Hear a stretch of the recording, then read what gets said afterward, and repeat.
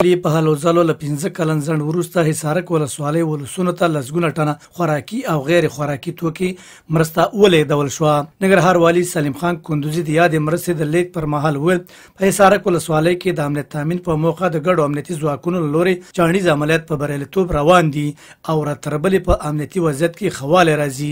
نوموړي زیاته کړه د حصارک ولسوالۍ بېوزله خلکو لپاره یې د خوراکي او غیر خوراکي توکو مرستې برابرې کړې چې د حصارک ولسوالۍ د پرمختیایي شورا په مشرۍ د یادې ولسوالۍ مخاورو ته وسپارله تر څو زیانمنو شوو کورنیو ته ورکړل شي.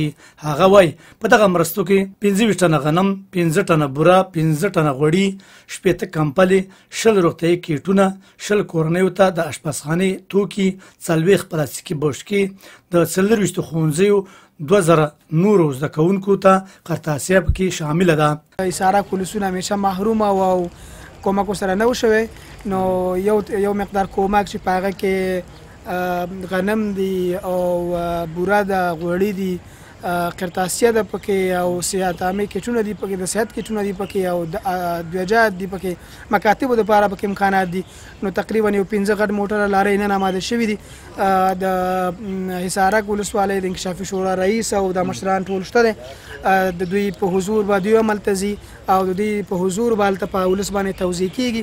زموږ غوښتنه د حصارک د ولسونو نه ده چې حصارک اوس ورځ په ورځ وضعیت د ښه کېدو دی.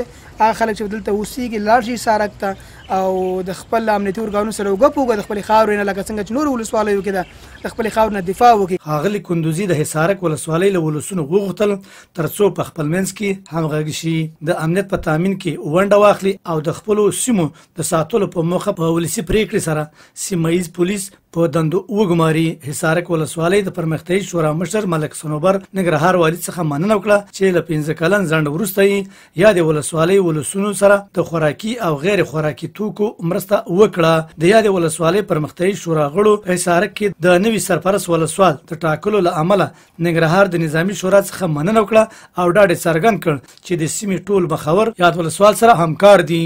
د کلو پراختیا رئیس صفت الله شرفمل ویل دوی ادارې په اچین او کوټ ولسوالۍ کې د ننګرهار والي په لارښوونه د $1 ملیون په لګښت پروژې پیل کړي. موږ د کوټ کې نازیان، اچین، دیوالا دپاره د هرې ولسوالۍ دپاره تقریبا موږ د $1 ملیون نه ډېرې بودیجې پروژې لرو.